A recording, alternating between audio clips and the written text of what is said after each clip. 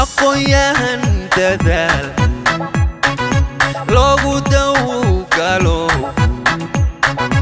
mas-uul daacadoo lagu diirsado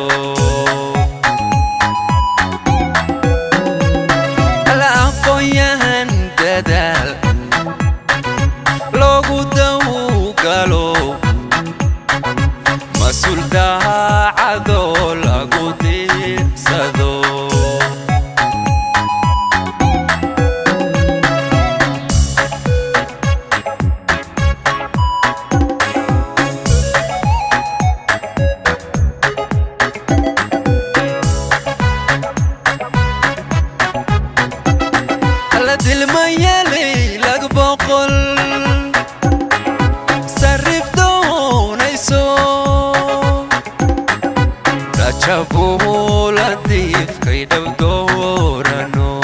It's now my pleasure to hand over this check of 3,080,000 shillings, bank payment of the full school fees for a year for 40 teacher trainees from Wajir South constituency. It gives me great pleasure to be with you today, to witness firsthand the young generation of upcoming teachers who are being modeled in this institution. Some of you might not have or grasp the magnitude of why you are here right now, because you are active. But for those of us watching from outside, who know the need the society has for trained teachers today more than ever before, we really appreciate that you have taken the time and the decision to train as teachers. And the society has to keep thanking you. And I will start today by thanking you. Thanking you for choosing to train as teachers at this point in time when our schools are lacking teachers, when we don't have enough teachers to train our children and young and upcoming offspring. You know, being a leader of a constituency is more like being the father of almost everyone there. And when you are told a certain school has only one teacher, when it has 8 classes, you can imagine how disappointed one becomes. Or 2 teachers, when a school has got 8 classes, each with 2 or 3 streams. That is how helpless we are because of what TSC did a few years ago, the unilateral recalling of our teachers back and then refusing to post more teachers. And only those who are willing to come are those who want to join the books of TSC, only for them to cry insecurity and go back again. This has been the situation. One thing we have decided as the current crop of leadership of the Northeastern region is we are not going to be appealing to the Teacher Service Commission anymore to post teachers. We will pursue our own solutions. We will bring a solution to the table, and that solution is training our own teachers. Alhamdulillah, we have the resources.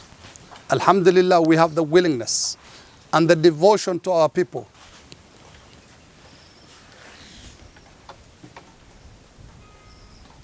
And honestly,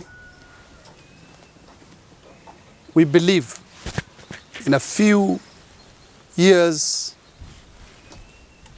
we are going to have very long queues of locally trained locals who are fully trained teachers joining the queues whenever the TSC is recruiting in our region. Alhamdulillah.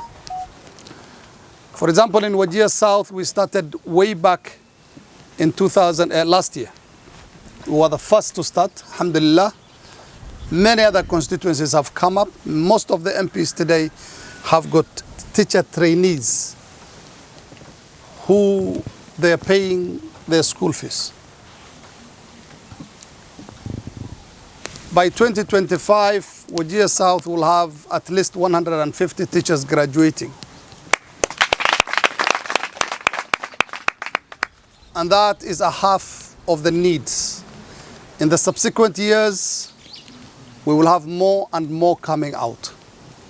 And I believe before this parliamentary term expires, Wajir South will have resolved the teacher crisis and be able to give the surplus to other constituencies in Wajir and beyond, inshallah. As we speak, through the Wajir South National Government Constituency Development Fund, we are paying school fees for about 358 teacher trainees. Some of them are here, right within you. And that is the way we should look at every problem afflicting the northeastern region. Let's stop this mantra of we appeal to the government. The Serkali Saidia syndrome must stop. We have county governments. We have county governments that are funded. The funds may not be adequate, but if they go towards the pressing problems afflicting society, I believe we can make a big difference in our lives. Same goes for members of parliament, women reps, senators. Let's all unite. Once we are done with the teacher crisis, let's look at the next big problem afflicting us, and let's all zero down on it. If we continue like that, I believe progress will be very visible. But then again, there are societal issues and ills that are going to affect the way you work when you go out there, that are going to make the textbook definitions of what your teachers are imparting to you right now difficult to implement on the ground. You must also become the champions of change. You need to start practicing right now and zeroing in.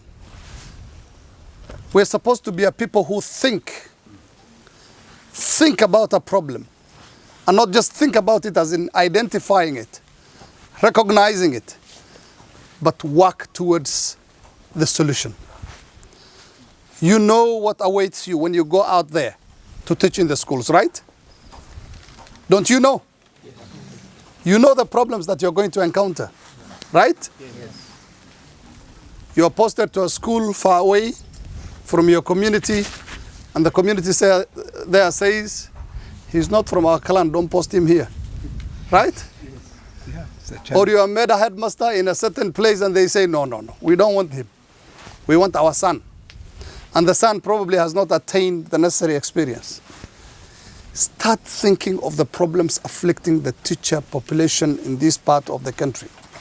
Start thinking about it now, and start thinking about the solutions now. Because when you go out there, you're not only going to be doing your lesson plan and covering the curriculum alone. Teachers are very vital in bringing about societal change.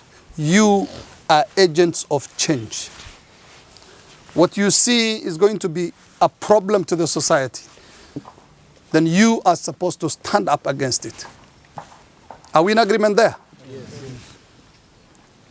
Another problem is cheating in examinations. Do you teach children to become specialists in the subjects that you're teaching so that they pass the examinations? Or you even are hesitant to go through the curriculum because you know eventually they will cheat? Because that is how it is out there. Let's say the truth. Teachers are holding back from teaching students covering the curriculum, because they're thinking, why should I? Because at the end of the day, they're going to cheat in the exams. But how much of a problem is cheating in examinations to the society? The only way is change. And go back to that system of merit, where a child only gets the grades he deserves because they used their brain and not the books buried under the sand that somebody has put in their classroom all of a sudden, or the smartphones using 4 or 5G network. How does it affect? I'll answer you. It means people are getting grades they do not deserve. And they go for courses they cannot attempt. And the dropout rate is so much. Even the one who goes through by bullshitting, excuse my language, eventually becomes a substandard engineer, becomes a substandard doctor, becomes a substandard teacher, becomes a substandard nurse, becomes a substandard journalist who would not be good at his work at any day. The houses those engineers build will eventually collapse. The bridges they build are going to collapse. The patients those nurses and doctors treat will get complications because they do not deserve those jobs. We are unable, as members of parliament, to take people for further studies because those grades do not belong to them. They cannot even attempt the entry exams. That's how bad it is. We have a moral responsibility as leaders to talk about this shame that is happening in our schools.